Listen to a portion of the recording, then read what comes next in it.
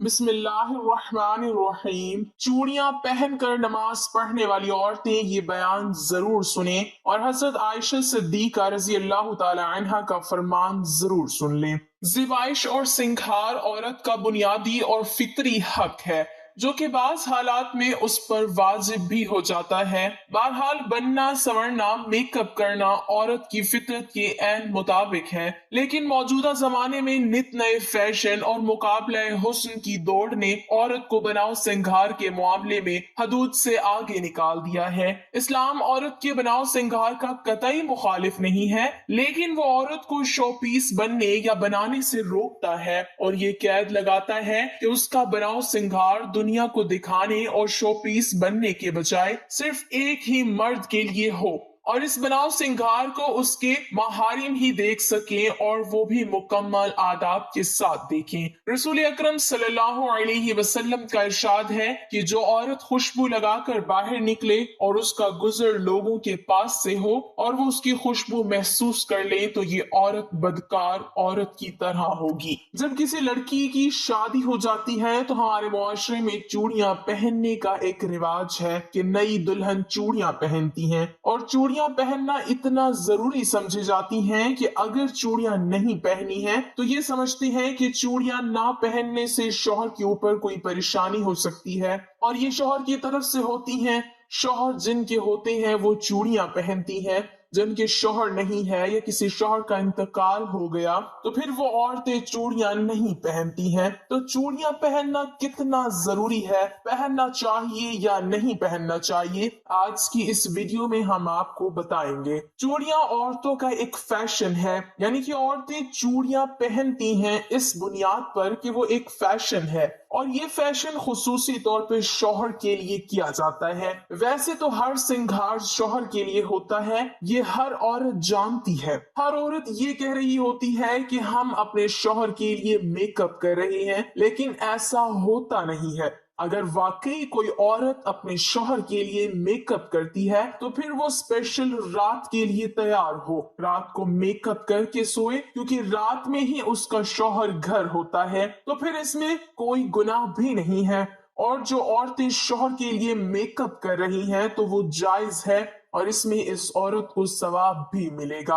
اور اگر کوئی عورت اس نیت سے میک اپ کر رہی ہے کہ ہم گھر سے باہر جا رہے ہیں، لوگ ہمیں دیکھیں گے، تو یہ بہت بڑا گناہ ہے۔ اور اگر عورتیں یہ سوچتی ہیں کہ اگر ہم باہر بغیر میک اپ کے جائیں گے تو ہمارے شوہر پہ ہی الزام آئے گا کہ ان کا شوہر ان کو کپڑے اچھے نہیں دلاتا ہے، تو اپنے شوہر کی عزت کے لیے اچھے کپڑے پہن کر میک اپ کر کے جانا بہت اچھی بات ہے، لیکن آپ خیال رہے کہ نامحرم آپ کو نہ دیکھ پائے۔ آپ کے جو محرم لوگ ہیں وہ آپ کو دیکھ سکتے ہیں۔ اور اسی طرح چوڑیاں بھی شوہر کے لیے عورتیں پہنتی ہیں جب تک شوہر حیات رہتا ہے۔ اگر کسی شوہر کا انتقال ہو جاتا ہے تو پھر عورت اپنی چوڑیوں کو نکال دیتی ہے۔ صرف چوڑیاں نہیں بلکہ سارا ہی میک اپ شوہر کے لیے ہوتا ہے، اور یہ ظاہر سی بات ہے کہ یہ ایک رواج ہے، یہ قرآن حدیث یا شریعت میں نہیں ہے۔ اب اگر کوئی عورت شادی شدہ ہے، اس نے چوڑی نہیں پہنی تو اس کی نماز نہیں ہوگی۔ اس سے نماز کا چوڑیوں سے کوئی تعلق نہیں ہے۔ نماز ایک عبادت ہے اور چوڑیاں پہننا ایک فیشن ہے، تو فیشن اور عبادت کا تعلق کیسے ہو سکتا ہے؟ اگر ایسا ہو جائے تو پھر نماز کے لیے اگر چوڑیاں ضروری ہیں تو پھر جن کی شادی نہیں ہوئی، کنواری لڑکیاں، ان کی نماز بھی قبول نہیں ہوگی۔ تو یہ صرف چلی چلائی لوگوں میں باتیں ہوتی ہیں، اس لیے ان چیزوں سے نکل کر اسلام کی پیروی کرنا چاہیے۔ چوڑیاں جو عورتیں پہنتی ہیں ان کو یہ چاہیے کہ وہ ایسی چوڑیاں نہ پہنیں کہ جو چوڑیاں بجیں، آواز کریں، ان سے بچنا چاہیے۔ عورت کے لیے زیورات پہننا جائز ہے اور ان زیورات میں نماز ادا کرنا بھی جائز ہے، البتہ نامحرموں سے پردہ کا اہتمام نماز اور نماز کے علاوہ دونوں صورتوں میں ہونا ضروری ہے۔ لہٰذا اس صورت میں عورت چوڑیاں پہن کر نماز پڑھے اور اس سے آواز پیدا ہو جائے یا کبھی وہ آواز غیر محرم تک اتفاقی طور پر پہنچ جائے تو اس سے عورت کی نماز خراب نہیں ہوگی۔ حضرت عائشہ صدیقہ رضی اللہ تعالی عنہا عورتوں کے بغیر زیور نماز پڑھنے کو ناپسند فرماتی اور فرمایا کرتی اگر اور کچھ نہ ہو تو ایک ڈورا ہی گلے میں لٹکا لے۔ حضور صلی اللہ علیہ وسلم فرماتے ہیں انگوٹھی صرف چاندی ہی کی پہنی جا سکتی ہے، دوسری دھات کی انگوٹھی پہننا حرام ہے، مثلا لوہا، پیتل، تانبا، جست وغیرہ۔ ان دھاتوں کی انگوٹھیاں مرد و عورت دونوں کے لیے ناجائز ہیں۔ فرق اتنا ہے کہ عورت سونا بھی پہن سکتی ہے اور مرد نہیں پہن سکتا۔ حدیث میں ہے کہ ایک شخص حضور صلی اللہ علیہ وسلم کی خدمت میں پیتل کی انگوٹھی پہن کر حاضر ہوئے۔ فرمایا کیا بات ہے کہ تم سے بت کی بو آتی ہے؟ انہوں نے وہ انگوٹھی پھینک دی۔ پھر دوسرے دن لوہے کی انگوٹھی پہن کر حاضر ہوئے۔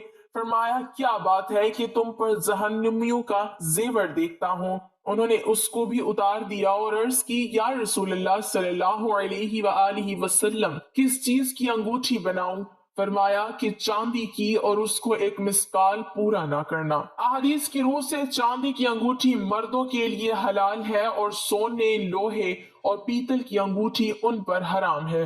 سیدی اعلیٰ حضرت رحمت اللہ علیہ ارشاد فرماتے ہیں ہاتھ خواہ پاؤں میں تانبے، سونے، چاندی، پیتل، لوہے کے چھلے یا کان میں بالی یا بندہ یا سونے خواہ تانبے، پیتل، لوہے کی انگوٹھی اگرچہ ایک تار کی ہو یا 4.5 ماشے چاندی یا کئی نگ کی انگوٹھی یا کئی انگوٹھیاں اگرچہ سب مل کر ایک ہی ماشا کیوں نہ ہو، یہ سب چیزیں مردوں کو حرام و ناجائز ہیں۔ مردانہ طرز کی انگوٹھی عورت کو پہننا جائز نہیں ہے کہ مردوں سے مشابہت ہے، اور مردوں سے مشابہت اختیار کرنے والی عورتوں کے متعلق بخاری شریف میں ہے رسول اللہ صلی اللہ علیہ وسلم نے عورتوں کے ساتھ مشابہت کرنے والے مردوں اور مردوں کے ساتھ مشابہت اختیار کرنے والی عورتوں پر لعنت فرمائی ہے۔